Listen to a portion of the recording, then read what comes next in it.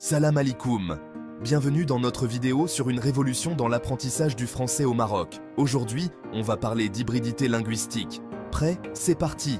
Imaginez que vous êtes un élève marocain. Vous parlez arabe à la maison, mais à l'école, on vous demande d'apprendre le français. Pas facile, hein?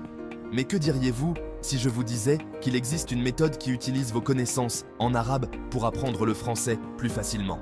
C'est ça, l'hybridité linguistique. L'idée, c'est de créer des ponts entre l'arabe et le français. Comme ça, au lieu de voir ces deux langues comme des ennemis, on les transforme en alliés. Alors, comment ça marche concrètement?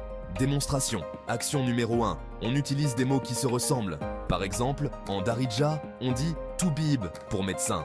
En français, c'est proche. Docteur. Facile à retenir, non? Action numéro 2. On joue avec les sons. Le son P n'existe pas en arabe. Mais si on part du son B, qu'on connaît bien, on peut apprendre à dire P. C'est comme passer de bapa à papa. Action numéro 3. On s'amuse avec les langues. Dans la classe, on fait des jeux où on doit parler tantôt en arabe, tantôt en français. C'est comme si on était des acteurs qui changent de rôle. Et devinez quoi? Ça marche.